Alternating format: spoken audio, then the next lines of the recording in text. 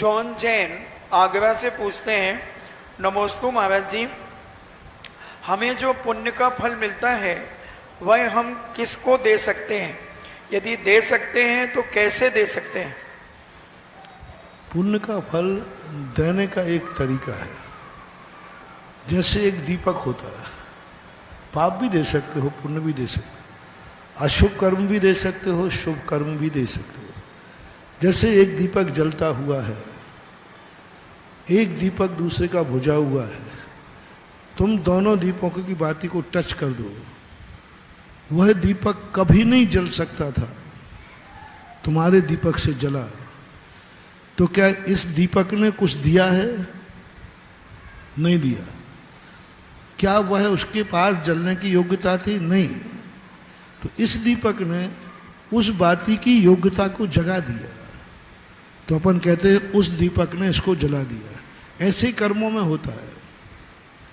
कर्मों में क्या होता है? हमारे पुण्य कर्म का उदय है, जो हमारी संगति में आएगा उसके पाप कर्म का उपशम हो जाएगा और दीपक की ज्योति के समान उसका स्वयं का पुण्य जाग जाएगा।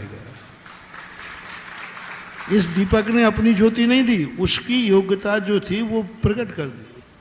जैसे सपोज कीजिए आप दुखी थे, भगवान पारसनाथ की आपने पूजा की, शांति धारा की, आपका मरीज अस्पताल में कोमा में पड़ा है और आप यहाँ भावना भा रहे हैं, पुण्य आप कमा रहे हैं, उसको क्या होने वाला है?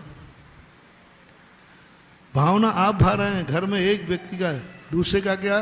तो एक के पुण्य से दूसरे के पुण्य की उदीर्णा होती है। एक व्यक्ति बीमार पड़ा है, सब लोगों की आंख में आंसू है, तो एक व्यक्ति के दुखी होने से सारे व्यक्ति दुखी हो गए। इसने दिया नहीं है, लेकिन इसके दुख से उसके दुख की उदीर्णा हुई, इसके पुण्य से उसके पुण्य की उदीर्णा हुई। और जो तुम्हारे लिए कई लोग कहते हैं कि महाराज जी दूसरे का किया हुआ धर्म दूसरे के काम कैसे आएगा? आएगा, ऐसे आएगा। आपने शांति धारा की, आप दुखी किस लिए थे? आप दुखी किस लिए थे? कि आपका बेटा अस्पताल में, परिवार का वो कोमा में था, वो बेहोशी में था, XYZ ऑपरेशन चल रहा था। अब आप उसके ऑपरेशन से दुखी हैं और आप भगवान की शांति धारा कर रहे हैं, और शांति धारा कराने वाले को सुख देती है। तुम सुखी कब होगे? जब वो सुखी हो तो प्रकृति अपने आप उसको सुखी करेगी, क्योंकि तुम्हें सुखी करना है,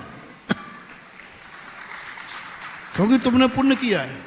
अब तुम्हारे लिए सुखी कैसे करे? तुम तो कहते जब वो सुखी हो तो मैं सुखी हूं। तो शांति धारा तुम्हें सुखी करने के लिए उसको जाकर के उदीर्णा कराएगी। बोले भाई तू सुख में हो, क्योंकि मेरा भक्त तुम्हारे कारण से दुखी है। तो ये निमित्त एक जो संबंध बनता है, आपका संबंध होना चाहिए।